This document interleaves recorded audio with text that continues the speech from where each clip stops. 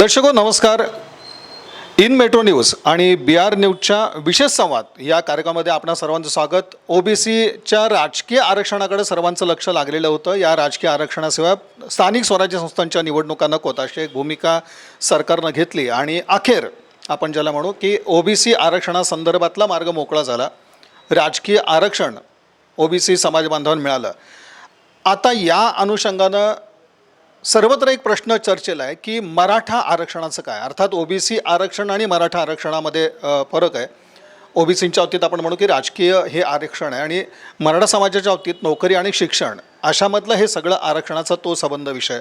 मात्र मराठा आरक्षणाचं काय, आता हा महत्त्वाचा सगळा प्रश्न आहे आणि यासाठी आज आपण संवाद साधतोय. सकल मराठाचे समन्वयक माऊली पवार आपल्या समवेत आहेत.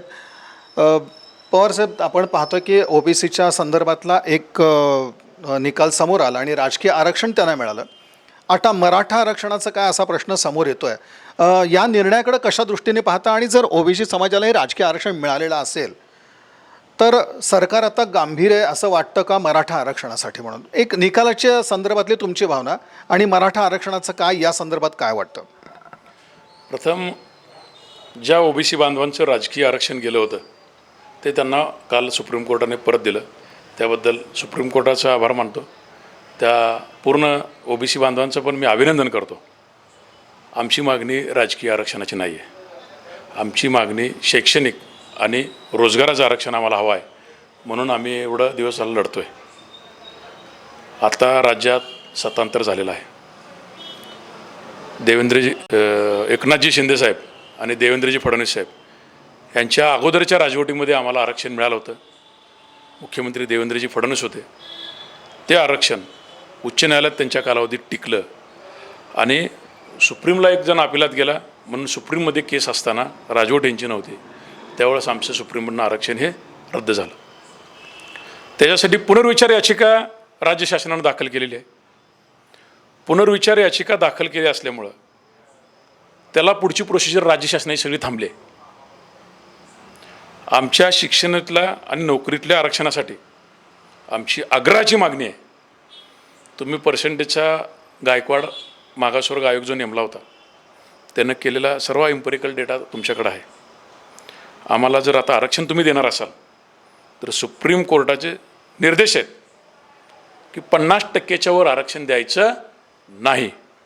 दुसरी महत्त्वाची घडामोड सांगतो. 102 घटना दुरुस्ती करून त्यांनी केंद्र सरकारनं राज्याला आरक्षण द्यायचे अधिकार दिलेले आहेत. ज्यावेळेस फडणवीस साहेबांनी आरक्षण दिलं होतं त्यावेळेस राज्याला अधिकार नव्हते. आता त्यांना अधिकार दिलेले आहेत आणि आम्हाला जर आरक्षण द्यायचं असेल माझी कळकळीची विनंती मुख्यमंत्री महोदय एकनाथ शिंदेसाहेब आणि उपमुख्यमंत्री देवेंद्रजी फडणवीस यांना. अभ्यासक आहेत ते चांगले. आरक्षण देणारे म्हणून मुख्यमंत्री त्यांचा नावलौकिक देशभर झालेला आहे. मराठ्यांना आरक्षण त्यांनी दिलं होतं ते कोर्टात टिकलं नाही. कोर्टात टिकणार 50% आतील मराठा बांधवांना आरक्षण द्यावं अशी माझी कळकळीची त्यांना विनंती आहे. आपण पाहतो असं की मध्यंतरीच्या काळामध्ये मराठा आरक्षण हा विषय एक तीव्र आंदोलन या विषयावरती छेडलं गेलं. मला वाटतं की 40 जणांचे बळीसुद्धा या आंदोलनाच्या दरम्यान गेले आणि एक मोठी लढाई मराठा समाजानं रस्त्यावरची लढली. एक शांततामय आणि लोकशाही मार्गाने आंदोलनं झाली. मात्र त्याच्यामध्ये आपण म्हणतो 40 जणांचा असा एक बळी गेला की ज्यांनी आपलं जीवन देखील संपवलं. अशी एक सगळी परिस्थिती राहिली. विषय एकदम गंभीर स्वरूप त्या विषयाने धारण केलेलं होतं आणि एक टोकाचीच परिस्थिती निर्माण झाली होती. त्यानंतर मात्र विषय हा शांत राहिला आणि राजकीय आणि सामाजिक स्तरावरती मराठा आरक्षण हा विषय तसा आपण म्हणू की त्या बाबतीत फार मोठी चर्चा झाली नाही. मात्र आता ओबीसी आरक्षणासंदर्भात जेव्हा निकाल आलेला आहे तेव्हा पुन्हा एकदा मराठा आरक्षणाचा विषय जो आहे तो उचल खाणार आहे. माऊली पवार साहेबांना विचारायचं असंच आहे की विषय जेव्हा आपण पाहतो की एकदम उचल ज्यांनी विषयाने खाल्ली होती आणि त्यानंतर मात्र मराठा आरक्षणाच्या बाबतीत शांततामय असं वातावरण दिसलं. मध्यंतरीच्या काळात काय घडलं आणि त्याच्या बाबतीत तुम्ही समाधानी होता का किंवा संशयाचंच वातावरण तुमच्या मनात आहे आज की मराठा आरक्षणाच्या बाबतीत पूर्वीचं जे सरकार होतं ते गंभीर नव्हतं किंवा पावलं पडली नाहीत मराठा आरक्षणाच्या दृष्टीने? मागच्या सरकारमध्ये माननीय युवराज संभाजीराजे छत्रपती यांना जे राजघराण्यातून येतात ज्यांचा वारसा छत्रपती राजर्षी शाहू महाराजांचा आहे, ज्यांना आरक्षणाचे जनक म्हटलं जातं, ते मराठा बांधवांसाठी आझाद मैदान इथं उपोषणाला बसले. त्यांनी ज्या ज्या मागण्या केल्या होत्या त्यातली कुठली मागणी होया मागच्या सरकारनं मान्य केली? हे सर्व पक्षीय नेते मंडळी, आमदार, खासदार, मंत्री हे मराठा समाजाचे मेजॉरिटी असून यांना मराठा समाजाच्या मागण्याविषयी जराही काय देणं घेणं नाही, असा माझा ठाम आरोप आहे. आम्हाला न्याय दिला अशी अपेक्षा आम्ही एकनाथ शिंदेसाहेब आणि देवेंद्र फडणवीस यांच्याकडे करतो आहे. युवराज छत्रपती संभाजीराजे राजघराण्यातला माणूस उपोषणाला बसला होता, त्यावेळेस समन्वय घडवण्यासाठी सरकारमध्ये आणि आंदोलकामध्ये प्रमुख भूमिका माननीय एकनाथजी शिंदेसाहेबांनी त्यावेळेस पार पाडलेली आहे. आम्हाला आशा आहे की आमच्या ज्या मागण्या त्यावेळेस पेंडिंग होत्या, सगळ्यात महत्त्वाची मागणी म्हणजे महाराष्ट्रातल्या नियुक्त्या रखडलेत मराठा समाजाच्या 1450 मुलांच्या, त्यासुद्धा नियुक्त्या द्या म्हणून मागच्या सरकारने ठराव केला आहे. पण झालेले सगळे ठराव ह्या नवीन सरकारनं रद्द केलेत. पण निश्चितच ते आम्हाला न्याय देतील आमची अशी आशा आहे. आणि आरक्षणाचं जे रिव्ह्यू पिटिशन आम्ही सुप्रीम कोर्टात दाखल केलं आहे, त्यासाठी सरकारनं मागच्या ज्या भूमिका घ्यायला पाहिजे ती घेतलेली नाही आहे. आणि ह्या सरकार त्याला बळ देईल. केंद्रातलं ह्यांचंच सरकार आहे, राज्यातलं पण ह्यांचंच सरकार आहे. आणि निश्चितपणे आम्हाला आशा आहे की 50%च्या आत आणि OBC-मधून मराठा बांधवांना त्यांनी न्याय द्यावा. 50%च्या वर जर हे गेले तर हे चक्क हे सरकारसुद्धा मराठा बांधवांची फसवणूक करते असं आम्हाला लक्षात येईल. आणि त्यावेळेसची खरी लढाई आमची या सरकारविरुद्धची चालू होईल. आणि निश्चितपणे त्यावेळेस मात्र आम्ही कोणत्या टोकाला जाऊ हे आम्हाला माहीत नसणार आहे. येणारा 75वा भारताचा स्वातंत्र्य दिन साजरा करत असताना जर मराठा बांधवांची या स्वतंत्र भारतामध्ये जर घोर फसवणूक होणार असेल तर घरावर काळे झेंडे लावून हा स्वातंत्र्य दिन साजरा करायचं आव्हान आम्ही मराठा समाजाला करू. पण ती वेळ येऊ देणार नाही हे सरकार आशा बाळगतो.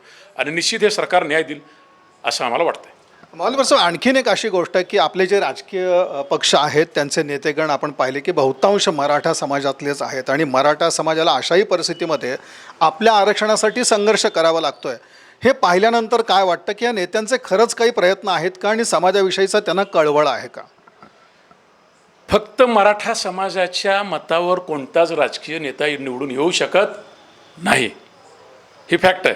चारही पक्षात मराठीच आहेत, नो डाऊट. पण एक पण धाडस नाही की मराठ्यांना आरक्षण देणं आता तुम्ही विचारणार, ह्या सरकारला विचारू शकत नाहीत का? तर इतर समाजाची मतं माझ्या विरोधात जातील म्हणून. पण मराठा बांधव या हातातला सोशल मीडियातनं आरक्षणाबद्दल एवढा जागरूक झाला आहे. तुम्ही जर आम्हाला न्याय दिला नाही दिला, मराठा आमदार आणि खासदार आणि मंत्र्यांना मी आवाहन करतोय, तुम्ही जर आमच्याबद्दल आवाज नाही उठवला तर तुम्ही पुढे येणारी विधानसभा, येणारी लोकसभा तुम्ही विसरा. आता मराठा बांधव पेटलेला आहे. आरक्षणाच्या विषयावर जर तुम्ही लीड नाही घेतलं तर तुम्हाला तुमची जागा दाखवल्याशिवाय भविष्यात तो शांत बसणार नाही. सत्ताधारी पक्षाचं नाही, हे विरोधी पक्षाला पण मी सांगतोय, तुम्हाला हा कुठेतरी हा निर्णयाचा सोक्षमोक्ष लावल्याशिवाय तुम्हाला भाग पाडणार. आणखीन एक महत्त्वाचा भाग आहे की ज्या वेळेला हे सगळे मोर्चे निघाले, आंदोलनं मोठ्या स्वरूपात झाली आणि मराठा आरक्षणाचा विषय कळीचा मुद्दा ठरलेला होता आणि त्यावेळेला आपण पाहतो की 40 जणांचे बळी देखील गेले. ते जे वातावरण होतं ते आजही कायम आहे का? आणि मराठा आरक्षणाच्या मुद्द्यावरती मराठा समाज आजही एकसंध आहे का? आणि तीच भावना मराठा समाजाच्या मनामध्ये, आंदोलकांमध्ये आहे असं वातावरण आजच्या घडीला आहे का? अशाच पद्धतीचे मोर्चे वेळ पडल्यानंतर आपण म्हणूयात की असंच वातावरण राहील? 101% राहील. काय झालं आहे, काही लोकांनी गैरसमज असा पसरला आहे सोशल मीडियातून की यांचे कारखाने, यांच्या शिक्षण संस्था, यांच्या बँका, अरे मित्रांनो विसरा, ही लढाई विस्थापित मराठ्यांची आहे. जे कारखानदार जे शिक्षण सम्राट वगैरे जे म्हणतात ना, त्या प्रस्थापित लोक आम्हाला सर्वसामान्य मराठा बांधवाला, शेतकऱ्यांच्या पोराला, कष्टकऱ्यांच्या पोराला त्या वॉल कंपाऊंडला हात लावू देत नाहीत. ते कुंपण बांधलेत ना त्याला हात लावू देत नाहीत आम्हाला. ते विसरा. ते किती टक्के आहेत त्यांची तुम्ही एक इम्पिरिकल डेटा एकदा काढाच, कळू द्या की कोणाची किती संस्था आहे आणि कोणाचे काय आहे.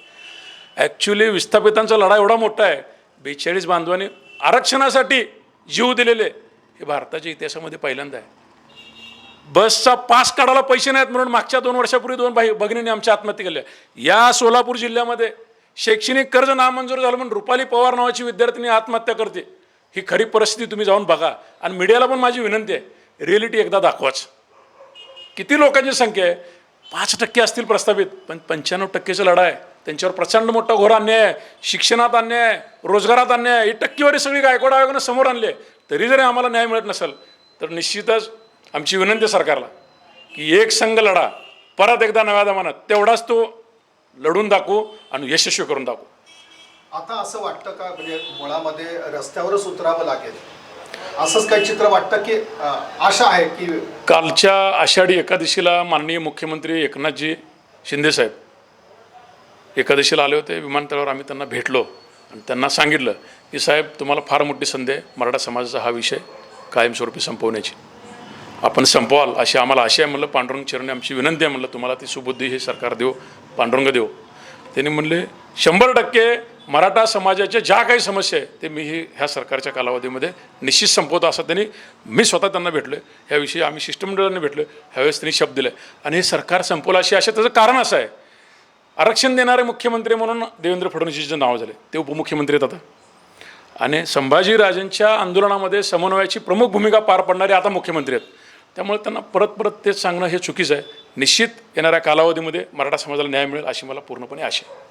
निश्चितच मराठा समाजाला न्याय मिळेल आणि त्याची दखल घेणारे मुख्यमंत्री आणि उपमुख्यमंत्री आता सध्या आहेत महाराष्ट्राचे, तर ते निश्चितच मराठा समाजाला न्याय देतील, रस्त्यावर उतरण्याची वेळ येणार नाही असा आशावाद सकल मराठाचे समन्वयक माऊली पवार यांनी व्यक्त केला. अन्य देखील मान्यवर आपल्यासोबत या चर्चेमध्ये सहभागी झालेले आहेत.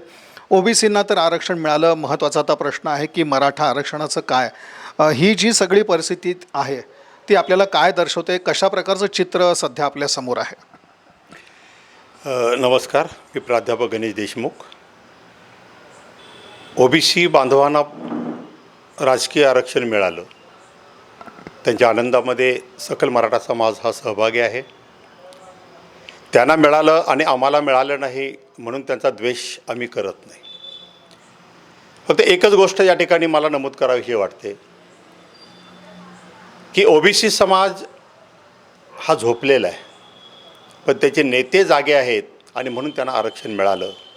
आणि मराठा समाजामध्ये उलट आहे की मराठा समाज हा जागृत आहे, पण त्याचे नेते झोपलेले आहेत आणि म्हणून मराठा समाजाला आरक्षण मिळत नाही. मराठा समाजाचं आरक्षण हे राजकारणाच्या कठडीमध्ये अडकलेलं आहे. आरक्षणाचं श्रेय घेण्यासाठी श्रेयवादाची लढाई या ठिकाणी चालू आहे. ज्या देवेंद्र फडणवीस साहेबांनी आरक्षण दिलेलं होतं, ज्या गायकवाड आयोगाच्या आधारावर जे आरक्षण मिळालेलं होतं, हायकोर्टाने त्याला मान्यता दिलेली होती, त्याला वैध ठरवलेलं होतं आणि आहे तसं बाजू आहे तसं तेच आरक्षण, तोच गायकवाड आयोग सुप्रीम कोर्टामध्ये गेल्यानंतर सुप्रीम कोर्ट त्या गायकवाड आयोगालाच रद्दबातल करा म्हणून निर्णय देतात. हे कुठंतरी सामान्य मराठ्याला, गोरगरीब मराठ्याला, विस्थापित मराठ्याला असं वाटतं की या ठिकाणी राजकारण आहे. काही एका न्यायपालिकेमध्ये जर ते वैध ठरत असेल आणि दुसरीकडे सुप्रीम कोर्टामध्ये ते अवैध कसं ठरतं हा प्रश्न त्या ठिकाणी आहे. दुसरा महत्त्वाचा या ठिकाणी एक गोष्ट आहे, तेव्हा 102व्या घटनादुरुस्तीनुसार राज्याला अधिकार नव्हते. जेव्हा यामध्ये मोठा गोंधळ झाला त्यावेळेला पुन्हा केंद्र सरकारने त्या ठिकाणी 105वी घटनादुरुस्ती केली आणि 105वी घटनादुरुस्ती करून पुन्हा राज्याला त्यांनी आता त्या ठिकाणी अधिकार दिलेले आहेत. आता प्रश्न एवढाच आहे की प्रत्येक वेळेला चुटकीसारखे प्रश्न सोडवतो म्हणणारे देवेंद्र फडणवीस आता या ठिकाणी आलेले आहेत. जे देवेंद्र फडणवीसांनी मागच्या वेळेला न्याय दिलेला होता मराठा समाजाच्या लोकांना, आता पुन्हा एकदा त्यांच्यावर पाळी येऊन उभा राहिलेले पुन्हा एकदा, कारण पुनर्याचिका या ठिकाणी दाखल केलेलीच आहे, फक्त त्यामधून योग्य ते प्रेझेंटेशन त्या ठिकाणी त्यांनी करणं आणि मराठा समाजाला न्याय देणं एवढीच भूमिका आता फडणवीस साहेबांकडनं अपेक्षित आहे. आणि मला वाटतं की ज्या पद्धतीनं ओबीसी समाजाला त्याने न्याय दिला, ओबीसीचं हे राजकीय आरक्षण होतं, मराठ्याला राजकीय आरक्षणाची गरज नाही आहे. मराठा राजकीय आरक्षण मागतच नाही आहे. जे मागत आहे ते गोरगरिबांसाठी मागत आहे, ते विस्थापितांसाठी. जे काही शेतमजुरी जे पूर्वीचा शेतकरी असणारा 100 एकरचा बागायत आज शेतमजूर झालेला, ही खऱ्या विस्थापितांची आजची जी हे आहे त्याचं चित्र, विदारक चित्र गायकवाड आयोगाने मांडलेलं असतानासुद्धा सुप्रीम कोर्टाने त्या ठिकाणी ते कसं फेटाळलं ही थोडीशी शंकेची बाब या ठिकाणी वाटते. पण आता पुन्हा एकदा या ठिकाणी असं वाटतं की फडणवीस त्या ठिकाणी आलेले आहेत आणि फडणवीस आलेले असल्यामुळं कदाचित पुन्हा त्या ठिकाणी आम्हाला न्याय मिळेल. जर तो न्याय मिळणार असेल तर चांगली गोष्ट आहे, मिळणार नसेल तर मराठा हा पुन्हा आता सांगितलेला आहे की मराठ्याला नेत्यांची गरज नाही, कारण आपल्याकडे माहीत आहे की 56 मोर्चे निघालेले होते, त्यामध्ये कुठेही अग्रभागी कुठलाही नेता नव्हता, होता तो समाज. आणि या समाजाने जर पुन्हा ठरवलं की आम्ही रस्त्यावर उतरणार, तर नक्कीच या ठिकाणी पुन्हा एकदा मराठा समाज रस्त्यावर उतरेल आणि मराठ्यांना न्याय मिळवून देण्यासाठी ही अंतिम आणि शेवटची लढाई लढण्यासाठी शेवटचा मराठा पुन्हा एकदा तयार असेल. मग तो कुठल्याही प्रकारचं कितीही बळी गेले आणि काही जरी झालं तर मराठा इथून पुढे आता मागे हटणार नाही, अशी आम्हाला सगळ्यांना खात्री आहे. मराठा आरक्षणाच्या बाबतीत असं झालं की भरोसा नेमका कुणावर ठेवायचा असा एक साधारणपणे माहोल बनलेला होता. आणि प्रत्येक वेळेला असं व्हायचं की कोणताही नेता माध्यमांसमोर आला किंवा समाजासमोर आला तर तेव्हा तो म्हणत होता की मराठ्यांना आरक्षण मिळालंच पाहिजे, मराठा आरक्षणाच्या विरोधात कोणी नव्हतं किंवा मराठा आरक्षणाच्या विरोधात कोणी नाही आजच्या घडीला देखील. पण तरीसुद्धा मराठा आरक्षणाच्या बाबतीत विलंब होताना दिसतोय. आता भरोसा आणि मदार कुणावर ठेवायची हा देखील एक प्रश्न आहे. जो भरोसा किंवा जी मदार ठेवायची ती कुणावर ठेवावीशी वाटते आत्ताच्या परिस्थितीमध्ये तुम्हाला? जो काही आशावाद आपण म्हणू तो कुणाच्या बाबतीत आहे? भरोसा किंवा मदार कोणावर ठेवायची ह्याचं उत्तर आणि उघड आहे की आता सध्या जे सरकार आहे, शिंदे सरकार आणि उपमुख्यमंत्री देवेंद्र फडणवीस या दोघांवरही मराठा समाजाची मदार आहे. त्याचं मागचं कारण असं आहे की मागच्या वेळेला हायकोर्टामध्ये जे काही गायकवाड आयोगाची व्यवस्थित मांडणी केलेली होती, जे प्रेझेंटेशन त्याचं झालेलं होतं, त्याचा अभ्यास जो होता तो फडणवीस सरकारचा किंवा फडणवीस साहेबांचा त्या ठिकाणी मोठ्या प्रमाणात झालेला आहे. आणि फडणवीस सरकारमध्ये त्याच वेळेला शिंदे होते आणि त्यावेळेला समन्वयकचा जो गट होता, चंद्रकांत पाटील त्याचे हे होते, त्याच वेळेला शिंदेसाहेब आजचे जे मुख्यमंत्री आहेत ते त्या गटामध्ये होते, त्यांचाही त्या ठिकाणी अभ्यास झालेला आहे. दुसरी महत्त्वाची गोष्ट आहे की शिंदे सरकार आता जे आहे ते त्यांच्या बोलण्यातून, त्यांच्या देहबोलीतून आणि ज्यावेळेला सकल मराठा समाजाचं त्यांना शिष्टमंडळ भेटायला गेलं त्यावेळेला ते तो सकारात्मकता त्या ठिकाणी दाखवली. आणि त्यामुळे 100% आम्ही आशावादी आहोत की शिंदे सरकार आणि फडणवीस सरकार यांच्यावर आमची 100% मदार आहे आणि ते 100% आमचं काम करतील असा आमचा आशावाद आहे. एकंदरीत जे राज्यामध्ये नवीन सरकार आलेलं आहे तर ते सरकार मराठा आरक्षणाचा विषय जो आहे तो गंभीरपणे घेईल आणि आम्हाला निश्चितपणे न्याय मिळेल अशी एकंदरीत मराठा समाजातील मान्यवरांची जी आहे तर ती भूमिका आहे. हा सगळा एकंदरीत आशावाद आहे. आणि निश्चितच मराठा आरक्षणासाठी ज्या पद्धतीची आंदोलनं यापूर्वी झाली तर तशाच पद्धतीची आंदोलनं किंवा तशाच प्रकारची भावना जी आहे ती मराठा समाजाची आहे. आज देखील मराठा समाज मराठा आरक्षणाकडे डोळे लावून बसलेला आहे आणि सरकारनं या भावनेची दखल घ्यावी, प्रश्न सोडवावा. आज OBCना आरक्षण मिळालं त्याला आमचा विरोध नाही, त्याचं आम्ही स्वागतच करतो. पण आता मात्र मराठा आरक्षणाचा विषय हा या सरकारने मनावर घ्यावा आणि त्याचं निराकरण करावं. न्यायासाठी कोणताही वेळ लावू नये अशा प्रकारची मराठा समाजातील मान्यवरांची अशी एकंदरीत सगळी भावना. तेव्हा आपण असं म्हणूयात की हे जे सरकार आताचं आहे त्यांच्यासमोर आता मराठा आरक्षणाचा म्हणजे OBC आरक्षणानंतर मराठा आरक्षणाचा महत्त्वाचा प्रश्न असणार आहे. आणि हे सरकार कशा पद्धतीनं हा सगळा विषय हाताळतं आणि मराठा आरक्षणाच्या बाबतीत कोणती महत्त्वाची पावलं येत्या काळात पडतात ते पाहणं महत्त्वाचं ठरणार आहे.